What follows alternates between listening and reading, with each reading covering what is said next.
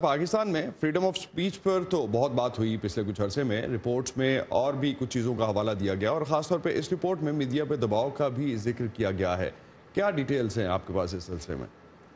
جی Asad, human rights watch کی report ہر سال جاری کی جاتی ہے جس میں دنیا بھر میں انسانی حقوق کی صورتحال اور اسے درپیش چیلنجز کا جائزہ لیا جاتا ہے۔ رپورٹ میں پاکستان میں دہشت گردی، اقلیتوں، خواتین اور بچوں کے حقوق کی صورتحال پر خاص طور سے تحفظات کا اظہار کیا گیا ہے۔ رپورٹ میں کہا گیا ہے کہ حکومت اور انتہا پسندوں کی جانب سے صحافیوں اور میڈیا پر خوف کی فضا قائم رہی۔ حکومت کی جانب سے انہیں حکومت اور عدلیہ کو تنقید کا نشانہ بنانے والے موضوعات پر رپورٹنگ کرنے سے روکا گیا۔ تنقید پر پروگرام جو نشر کیے جاتے ہیں ان نیٹ ورکس پر پابندی لگا دی گئی۔ اس دباؤ اور دہشت گردوں کی جانب سے دھمکیوں کے نتیجے میں سیلف سینسرشپ کو فروغ ملا۔ ملک میں توہین مذہب کے قوانین اور ان کے غلط استعمال پر بھی تشویش کا اظہار کیا گیا ہے۔ پاکستان میں اب بھی 17 افراد توہین مذہب کے جرم میں سزائے موت کے منتظر ہیں۔ رپورٹ میں مذہبی اقلیتوں کے حقوق سلب کیے جانے اور ان کی آزادی کی صورتحال پر بھی تنقید کی گئی ہے۔ رپورٹ میں جہاں سپریم کورٹ کی جانب سے آسیہ بی بی کی رہائی کے حکم کو سراہا گیا، وہیں انتہا پسندوں کی جانب سے فیصلے کے خلاف شدید رد عمل کو بھی شامل کیا گیا ہے۔ رپورٹ میں ایک احمدی ماہر معیشت عاطف میاں کو حکومتی مشیر بنانے پر شدید عوامی رد عمل کا بھی خصوصی طور پر ذکر کیا گیا ہے۔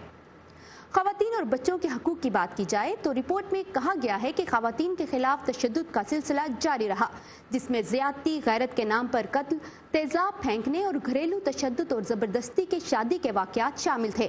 کہا گیا ہے کہ پاکستان میں 21% خواتین کی 18 سال سے کم عمر میں شادی کی جاتی ہے۔ رپورٹ میں بتایا گیا ہے کہ پاکستان میں 50 لاکھ سے زائد بچے ابتدائی تعلیم سے محروم رہے، جن میں بڑی تعداد بچیوں کی تھی۔ لڑکیوں کے اسکولوں کو انتہا پسندوں کی جانب سے نشانہ بنایا گیا۔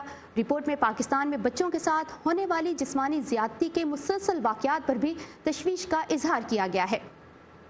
رپورٹ میں جہاں کہا گیا ہے کہ دہشت گردوں کی جانب سے اقلیتوں، سیکیورٹی اہلکاروں اور سیاستدانوں کے خلاف حملے جاری رہے، وہیں دہشت گردوں کے خلاف آپریشن کے طریقہ کار کو بھی تنقید کا نشانہ بنایا گیا ہے، اور یہ واقعہ بھی جو ابھی جس کا آپ نے بھی ذکر کیا ان کی ایک مثال ہے۔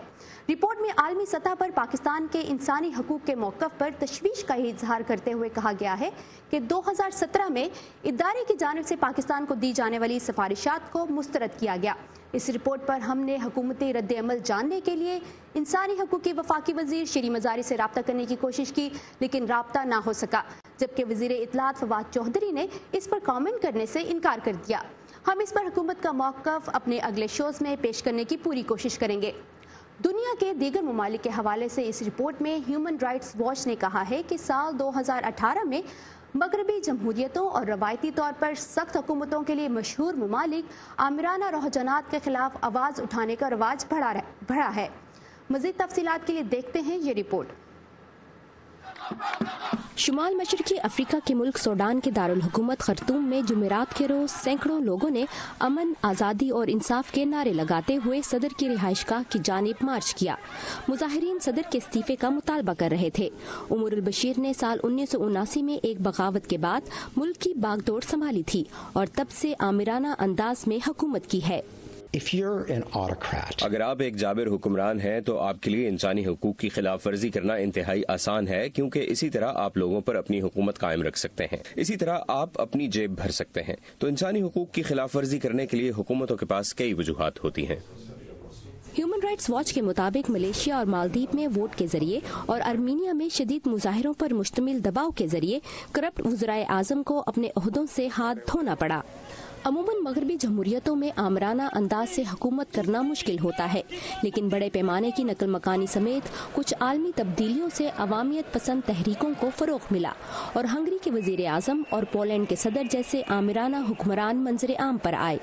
ان دونوں ممالک کے عوام نے جب حکومت کی طرف سے جابرانہ رویہ دیکھا تو وہ اٹھ کھڑے ہوئے۔ ہیومن رائٹس واچ کی رپورٹ کے مطابق امریکہ میں بھی ووٹرز نے عوام میں خوف پیدا کرنے والے صدر ڈونلڈ ٹرمپ کی پالیسیز کو ٹھکرا دیا۔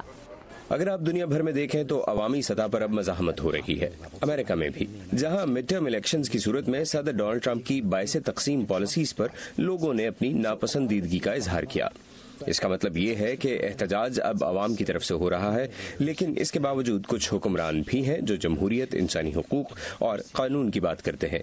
ये भी अहम है। सऊदी सहाफ़ी जमाल खशोगी के कत्ल के बाद जर्मनी, डेनमार्क और फिनलैंड ने सऊदी अरब को हथियारों की फरोख्त बंद कर दी, लेकिन सब कुछ ठीक नहीं है। ह्यूमन राइट्स वॉच की रिपोर्ट के मुताबिक चीन में इंसानी हकूक की सूरत हाल बदतर हो गई है, जबकि 10 लाख वीगर मुसलमानों को हिरासत में रखा गया है। अगर कोई और मुल्क ऐसा करे तो उसकी शदीद मुखालफत की जाएगी, लेकिन चीन अपने मुआशी असर रसूख के बायस इस पर जवाबदेही से बचा रहा। ह्यूमन राइट्स वॉच का कहना है कि शाम, यमन, म्यांमार और ऐसे ही दूसरे ममालिक में जारी फसादात के बायस इन मुल्कों के हुक्मरान बड़े पैमाने पर अवाम पर मुजालिम ढा सकते हैं और लोग इन तनाज़ात के बीच फंसे हुए हैं। जी सर, ह्यूमन राइट्स वॉच के मुताबिक इस साल इनकी रिपोर्ट का मौजू दुनिया भर की आमराना ताकतें नहीं, बल्कि इन ताकतों के खिलाफ बढ़ती हुई आवाज़ है। दुनिया भर के लोग आमिरों की ज़्यादतियों के खिलाफ इकट्ठे हो रहे हैं और कई मुल्कों में ग्रुप्स लोगों के हकूक़ की हमायत के मुनज़्ज़म हो रहे हैं। थैंक यू वर्दा, आपने काफ़ी डिटेल में इस रिपोर्ट को व्यू किया। अच्छा।